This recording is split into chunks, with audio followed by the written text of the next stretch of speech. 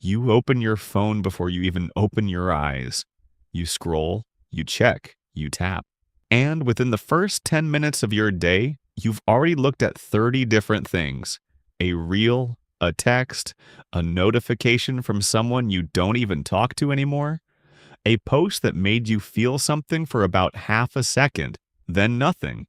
And here's the part nobody talks about. You go through your day, you eat, you do the things, maybe you're even productive, but at the end of the day, when everything is quiet, like there's this weird emptiness. Like nothing was quite real, like you were watching your own life through glass. And the strangest part, you're not sad. You're not anxious exactly. You're just flat, numb, like the volume on life got turned all the way down. If you know this feeling, stay with me, because what's happening inside you is more important than you think. First, and I need you to actually hear this, you are not broken. You're not weak. You're not lazy. You're not addicted to your phone in some shameful way that means something is fundamentally wrong with you. What you are is a normal human brain that was handed an abnormal world and was never once warned about what it would do to you. You didn't choose this. The system was designed before you were old enough to question it. You were handed a device at 11 or 12 or maybe even younger, and in those crucial years when your brain was still forming, you were immersed in one of the most powerful dopamine delivery systems ever built. Every day, all day, with no instruction manual and no warning label. So before we go any further, let go of the guilt. What you're feeling is not a character flaw. It is a predictable response to an unprecedented environment. Here's what's actually happening in your brain. Dopamine is not the pleasure chemical.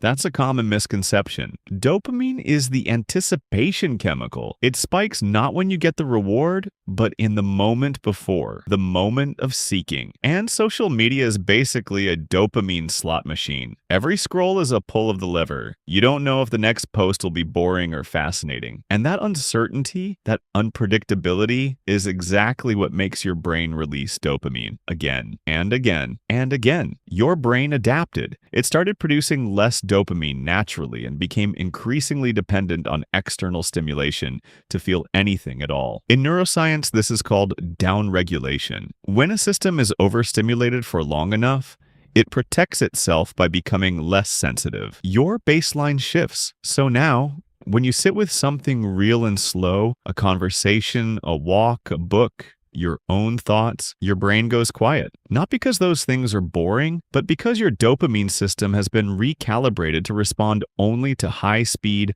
high-novelty input. Real life hasn't changed. Your sensitivity to it has. Context, the world you grew up in. And it wasn't just the scrolling. You grew up during the rise of comparison culture, where your worth was quietly attached to your grades, your followers, your aesthetic, your productivity, where what are you doing with your life became a question people asked 12-year-olds. You were born into hustle culture, into a world that told you rest is laziness, that if you're not optimizing, you're falling behind, that your future is uncertain, the economy is unstable, the planet is in crisis, but also, have you tried journaling? Your nervous system has been living in low-grade survival mode for most of your life, and a nervous system in survival mode cannot feel joy in ordinary moments. It is not designed to. The flatness you feel isn't just dopamine. It's also your body saying, I have been on high alert for so long, I don't know how to come down. That is not weakness. That is what happens to any organism under chronic, unrelenting stimulation and pressure. Now here's what I want you to hold for a moment. The fact that you notice the emptiness, that itself is something. A lot of people don't. A lot of people just stay numb and never ask why. You questioning this, you searching for something more real, and that's your nervous system trying to heal. That's your brain underneath all the noise,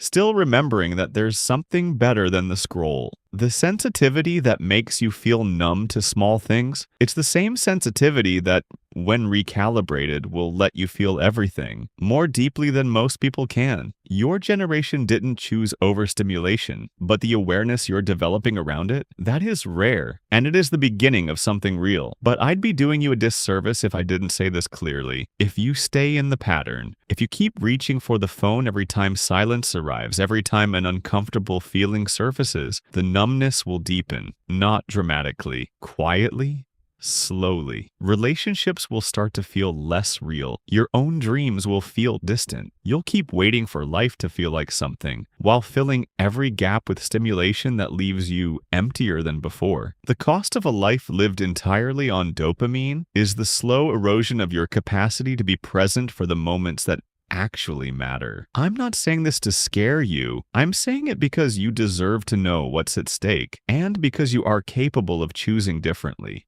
These aren't habits. They're not challenges. They're just small invitations back to yourself. 1. The first 10 minutes. Tomorrow morning, don't touch your phone for the first 10 minutes after you wake up. Just exist. Lie there. Let your brain wake up without immediately being flooded. You will feel restless. That restlessness is withdrawal and it passes. What remains, slowly, is you. 2. One boring thing. Fully pick one ordinary daily thing. Making tea, walking to get water, eating lunch, and do it without your phone, without a podcast, without anything. Just that one thing. This is not about mindfulness as a trend. It's about teaching your brain that silence is safe. 3. Name what you feel. Once a day, just once, pause and ask yourself, what am I actually feeling right now? Not what you should feel, not what you performed feeling, just what's actually there. You don't have to fix it. Just notice it. That act of noticing and of turning toward yourself instead of away is how the volume on your life starts to come back up. You were raised on dopamine, and that shaped you, but it does not define you. The version of you that can sit in a quiet moment and feel okay, that version hasn't disappeared. It's been buried under layers of noise, and it comes back the same way anything buried comes back. Slowly, gently, with patience. You don't have to detox your entire life this week. You don't have to delete your apps or become someone who does cold showers at 5 a.m. You just have to be willing to feel a little more. One small moment at a time. That is enough. You are enough. And real life, the quiet, unfiltered, sometimes boring, sometimes extraordinary version of it, is waiting for you to come back to it. I want to know, when was the last time you felt genuinely, quietly content? Not excited, not distracted. Just, okay, tell me in the comments. I'm curious what that moment looked like for you. And if this felt like something, if it gave words to a feeling you've been carrying, there's more like this here. No hype. No hustle advice, just honest conversations about being human right now. I'll see you in the next one.